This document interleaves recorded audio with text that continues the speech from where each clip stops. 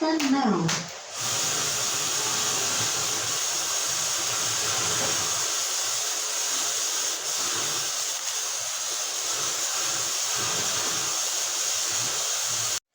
Ating tunghayan ang kwento ni Pedro at ni Petra sa pagbabalik ng ating programa.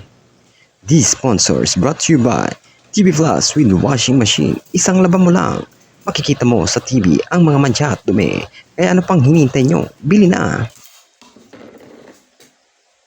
Muling nagbabalik.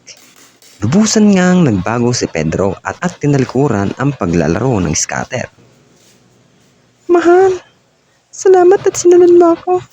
Napakasaya ko, mahal. Ano ka ba mahal? Balit na bagay lang yun. Basta para sa kabubuti ng ating pamilya.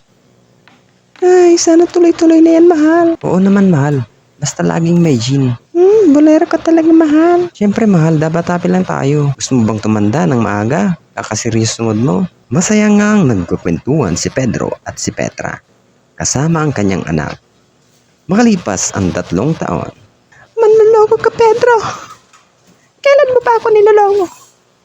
Ano bang sinasabi mo mahal? Nakita ka ni Rona na nagsasabong.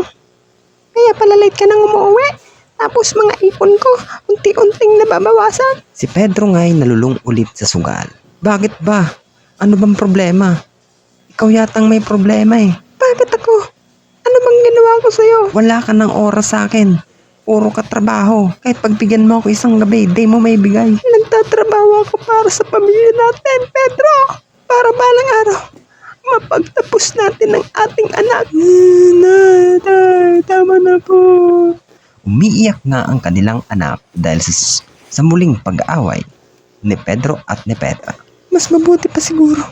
Maghiwalay muna tayo, Pedro. Mahal, huwag naman sana ganito. Wala na tayong pag-uusapan pa.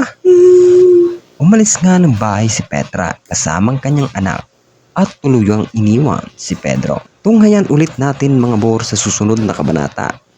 Dito lang yan sa Tara mga bor. Huwag nating hintayin pa na humantong sa ganito ang sitwasyon. Kung kayang iwasan ay dapat nating iwasan. Para pamilya, huwag magkahiwa-hiwalay. At kung nagustuhan mo ang ating video, please follow and please pakishare naman ang ating video. Maraming salamat.